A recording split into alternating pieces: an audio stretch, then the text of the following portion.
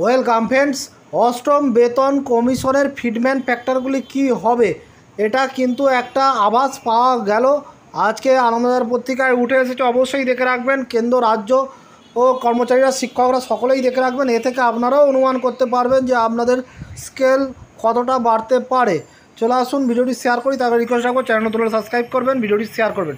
দেখুন কি বলা হচ্ছে, অষ্টম পে কমিশনে 1.83 থেকে 2.46 পৌঁছাবে ফিটমেন্ট ফ্যাক্টর। কতটা বাড়বে কেন্দ্রীয় সরকারি কর্মচারীদের বেতন?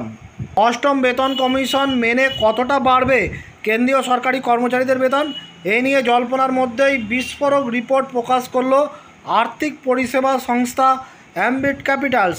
তাদের দাবি, বেতন নির্ধারণের ভিত্তিগুলো 1.83 থেকে 2.46 মধ্যে স্থির রাখবে কমিশন।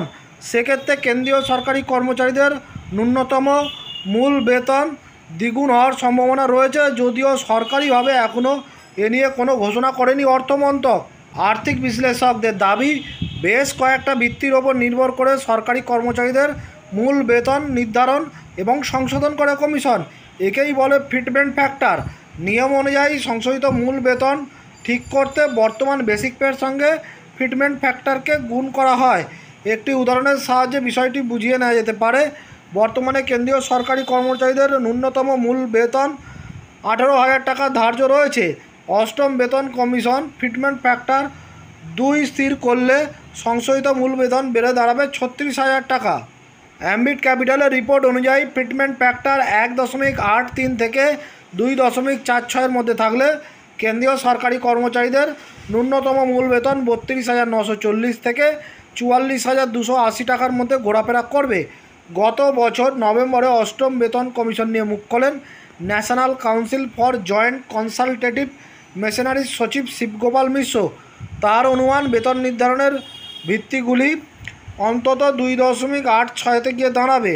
সপ্তম বেতন কমিশনে এটি ছিল 2.57, অর্থাৎ সব মিলিয়ে 29 বেসিস পয়েন্ট বৃদ্ধি পাবে ফিটমেন্ট ফ্যাক্টর।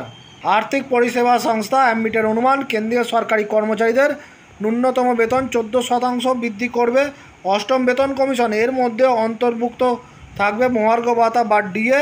ন্যূনতম বেতন সর্বাধিক 54% পর্যন্ত বৃদ্ধি পেতে পারে, যার সঙ্গে সামঞ্জস্য রেখে বাড়বে বাড়ি ভাড়া ভাতা এবং পরিবহন ভাতা। বিশেষজ্ঞদের দাবি, অষ্টম বেতন কমিশনে কেন্দ্রীয় সরকারের পদস্থ কর্মচারীদের মূল বেতন বৃদ্ধি পাবে প্রায় 20%। এই শ্রেণীতে থাকবে লেভেল 6 থেকে 12 স্তরের কর্মচারীরা। অন্যদিকে লেভেল 5 স্তরের কর্মীদের 25% বাড়তে পারে মূল বেতন।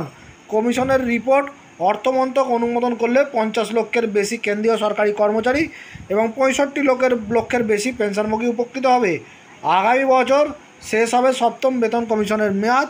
কেন্দ্রীয় মন্ত্রী অশ্বিনী বৈষ্ণব জানিয়েছেন, অষ্টম বেতন কমিশন যাতে সময়ের মধ্যে সুপারিশ করতে পারে এবং 2026 সাল থেকে তা কার্যকর করা যায়, সেই লক্ষ্যে অনুমোদন দিয়েছে কেন্দ্রের নরেন্দ্র মোদী সরকার। সুতরাং দেখলেন যে একটা আন্দাজ করা যাচ্ছে কতটা বেতন বাড়বে, ফিটমেন্ট ফ্যাক্টর কী হবে। আগের বারে যেটা হয়েছিল 2.57, তবে ওপরের দিকের যে ইনিশিয়াল পেগুলো ছিল সেখানে কিন্তু একটু বেশিই বেড়েছিল। 2.72 ছিল, এরমভাবে ফ্যাক্টরগুলো একটু বেশি ছিল ইনিশিয়াল স্কেলের ক্ষেত্রে, কিন্তু ইউনিভার্সাল 2.57 বেড়েছিল। এবারেও অনুমান করা যাচ্ছে ফিটমেন্ট ফ্যাক্টর এইরকম 1.83 থেকে 2.46 মধ্যেই থাকবে। এবং যেটা বলা হচ্ছে, লেভেল 6 থেকে সাধারণত বৃদ্ধি পায় বেতনটা বেশি। লেভেল 6 থেকে তারপরে কিন্তু লেভেল 1 থেকে 5 পর্যন্ত, যেটা নিচের দিকের লেভেল, সেখানে ফিটমেন্ট ফ্যাক্টর একটু আলাদা হয়। লেভেল 6 থেকে এই ফিটমেন্ট ফ্যাক্টরটা একটু বাড়তে থাকে। ধন্যবাদ।